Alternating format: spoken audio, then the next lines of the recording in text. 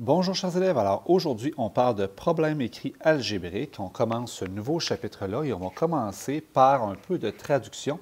Donc on va prendre des mots de vocabulaire et les transformer en expressions algébriques. Les situations algébriques peuvent être présentées en mots et on doit connaître le bon vocabulaire pour pouvoir les traduire et les résoudre. Donc quelques mots que tu connais déjà, on va surligner ceux que je trouve les plus importants. Donc maintenant, qu'est-ce qu'on voit le plus souvent dans un problème? Premièrement, la somme, donc une addition. Quand est-ce que tu vas le voir le plus souvent? Ça va être soit de plus ou encore la somme de. Ce sont les deux mots qu'on voit le plus souvent. Il y a plus, il y a augmenté, il y a additionné, il y a ajouté. Mais ce qu'on voit le plus souvent, c'est de plus puis la somme de. Ensuite, deuxième série de mots de vocabulaire, c'est tout ce qui a rapport avec la différence. Donc, quand on parle d'une différence, qu'est-ce qu'on va voir comme mot de vocabulaire? Bien, moins, diminuer, soustrait, retrancher, de moins que, donc de moins, ça c'est un classique, et la différence entre. C'est pas mal les deux que tu vois le plus souvent. Il y a aussi retirer. Troisième mot de vocabulaire, les produits. Donc, quand on parle d'une multiplication, donc d'un produit, c'est très rare qu'on va dire multiplier. On va te dire fois le produit de fois plus. Fais très attention à fois plus. Quand je te dis fois plus, ça ne veut pas dire une multiplication suivie d'une addition. Si je te dis j'ai 2 fois plus d'argent que toi, bien, ça veut dire que j'ai ton argent multiplié par 2. Et toute la série du le double, le triple, le quadruple, le quintuple, etc. Donc, ces mots-là qui veulent dire x2, x3, x4 et x5. Fais très attention. J'ai souvent des élèves qui pensent que le quintuple, c'est x15, alors que le quintuple, bien, c'est x5. Tout comme le quadruple, c'est x4, le triple, c'est x3, etc. On continue et on va parler du quotient. Donc, le quotient, comment est-ce qu'on le représente? Bien, le quotient, on le voit diviser fois moins. Donc, ça, là, c'est un classique. Par exemple, moi, j'ai 100 tu en as 2 fois moins, bien, tu en as 50. Ça revient à diviser par 2. Donc, fois moins est le contraire de fois plus, et ça veut dire diviser. Le rapport de sur le quotient de et la moitié, le tiers, le quart, le cinquième, etc. Dans les symboles d'égalité, qu'est-ce qu'on va retrouver comme vocabulaire pour les égalités? Bien, est égal, est équivalent, a la même valeur, donne, on obtient. Je te dirais qu'on obtient, c'est pas mal le plus classique, mais on en a plusieurs.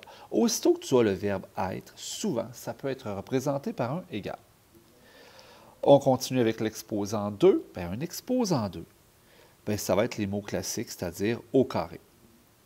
Puis un exposant 3, bien, ça va être au cube. C'est ce qu'on retrouve beaucoup comme vocabulaire. Maintenant, une fois qu'on a fait ça, on va aller faire de la traduction. Traduis les situations suivantes par une expression algébrique. Donc, le double de x, bien, si j'ai x, je vais écrire x, et que je le multiplie par 2, bien, c'est x fois 2. Hein? Donc, on peut dire x fois 2. Donc, on sait que x fois 2, ça donne 2x. Donc, je ne veux pas que tu écrives x fois 2. Il faut vraiment que tu m'écrives 2x. Tu peux même barrer x fois 2. Le triple de d, bien, même principe, le triple de d, bien, c'est 3 fois d. C'est donc 3d. Le quart de y, le quart, ça veut dire une division par 4. Donc, le quart de y, c'est y divisé par 4, mais y divisé par 4, ça se travaille très mal algébriquement. On le travaille toujours en fraction. Donc, c'est y sur 4. Tu vas me barrer le y divisé par 4. À la limite, tu veux ne pas l'écrire, c'est correct. La moitié de p sera donc p sur 2. 5 de moins que x. Bon, là, fais attention. Et là, tu peux même te mettre une petite étoile. Là. Le de moins que, le de que, lui, ce qu'il signifie, c'est que tu vas lire ce bout de phrase-là, tu le lis à l'envers. OK, ce bout-là. Donc, 5 de moins que x, il y a le moins ici, on le voit bien. Ce n'est pas 5 moins x, c'est x auquel j'ai enlevé 5. C'est donc x moins 5. Donc, de là, mon inversion logique, là, donc la flèche. Donc, quand tu vas avoir des deux queues, je te suggère fortement de te mettre une flèche en dessous de tes deux queues pour que l'opération se fasse dans le bon sens. Puis, c'est particulièrement important pour les moins. Puis, 18 de plus que Y, bien, tu vois ici, c'est un plus. Il y a un deux queues aussi. Donc, c'est Y plus 18. Bon, techniquement, que ce soit Y plus 18 ou 18 plus Y, c'est la même réponse. L'addition pouvant être commutative, mais on prend l'habitude de le mettre dans le bon ordre. Une fois que ça c'est fait, bien, on va aller faire d'autres situations. La somme d'un nombre et de son double. Donc, la somme d'un nombre et de son double, c'est quoi? Bien, mon nombre, c'est n. Donc, mon nombre, c'est n. Le double du nombre, bien, c'est 2n. Puis j'en fais la somme. Hein? La somme, c'est un plus. J'ai mon nombre n, puis le double qui est 2n. Donc, ça va être n plus 2n. Là, d'habitude, j'ai un élève qui dit « Ouais, mais n plus 2n, ça fait 3n. » Tu as raison. Si je réduis ça, ça fait 3n. Mais pour l'instant, je veux juste que tu traduises. Puis la différence entre A et B, c'est un moins, une différence, que je place entre A et B. Donc, c'est A moins B. Hein? La différence placée entre A et B. Toi, ce que tu vas plus avoir à faire dans les problèmes, pour tout le chapitre, ça va être de la traduction comme ce qu'on a à la page 29. Donc, à la page 29, Pierre a 5 ans de plus que Roger. Là, ce que je veux attirer ton attention, c'est sur ce qu'on appelle l'inconnu principal. Pierre a 5 ans de plus que Roger. Quand tu étais secondaire 1, primaire, on continuait la question. On disait Pierre a 5 ans de plus que Roger, Roger a 8 ans. Donc, à partir de l'âge de Roger, tu pouvais déterminer l'âge de Pierre en faisant un plus 5. Fait que ce qui me manque, c'est Roger. Fait que ce que je vais te demander pour ces numéros-là, on va mettre l'inconnu principal en couleur.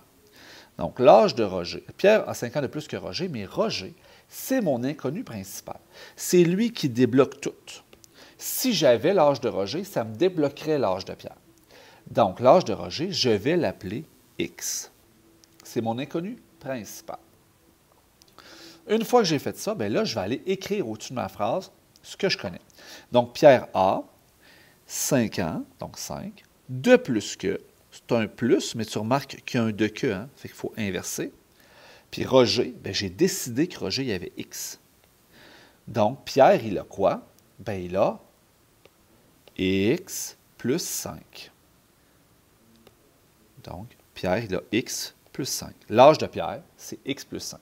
Fait que si Roger a 10 ans, Pierre, il a 10 plus 5, il a 15. Si Roger il a 20 ans, bien Pierre, il a 20 plus 5, il a 25, etc. On va regarder la deuxième situation. Je change de couleur. Roger a 10 ans de plus que Pierre. Bien là, à la fin de ma phrase, souvent c'est à la fin de la phrase, j'ai mon inconnu principal qui, dans ce cas-ci, est Pierre.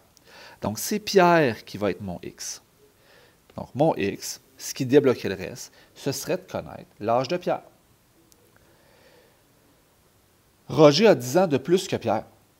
Donc, Roger, il a quel âge? Bien, il a 10 de plus que Pierre qui a X. Donc, Roger, il a inversion X plus 10.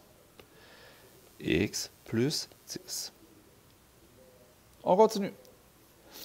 Pierre est 2 fois plus âgé que Roger. Donc là, ici, à la fin de la phrase, Roger, ça va être mon inconnu principal. Je vais souligner Roger.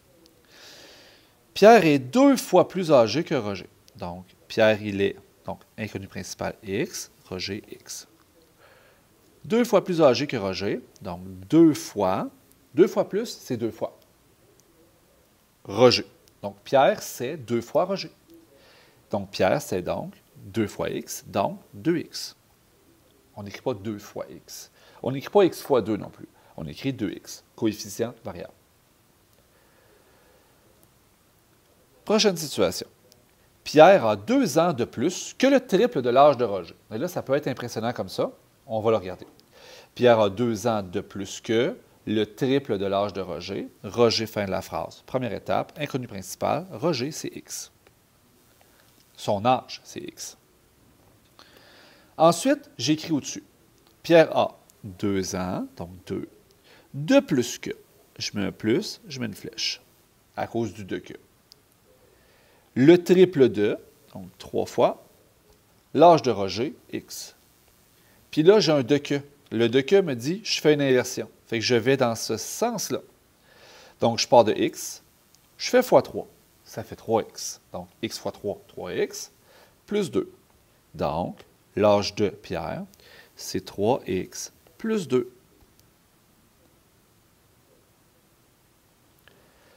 Roger a 4 ans de moins que le quintuple de l'âge de Pierre. Donc, même principe, on va aller se mettre des couleurs. L'âge de Pierre à la fin. Pierre, il y a x. Donc, x pour Pierre ici. On commence par nommer l'inconnu principal. Par la suite, on écrit. Roger a 4 ans de moins que, donc de que, le quintuple, c'est 5 fois le quintuple, l'âge de Pierre.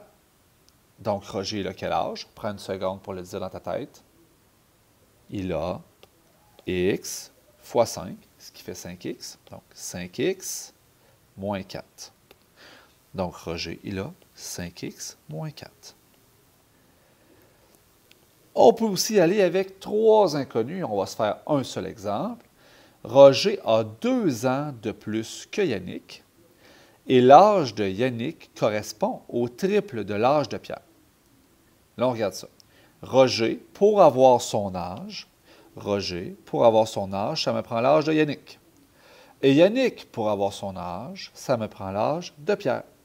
Donc, mon inconnu principal ici, c'est l'âge de Pierre, qui va être mon x. Donc, Pierre, il y a x.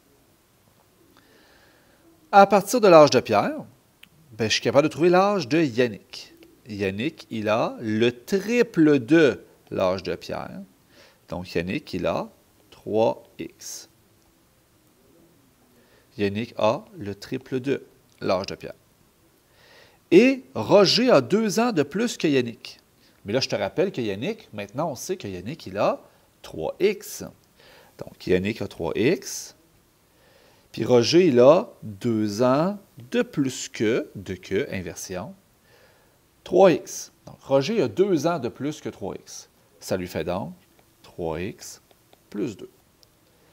Donc, dans tous tes problèmes écrits, la première étape, ça va être de traduire. Et pour traduire, il faut y aller vraiment mot par mot, phrase par phrase, après avoir déterminé l'inconnu principal. C'est pour ça que c'est ce qu'on travaille en priorité aujourd'hui.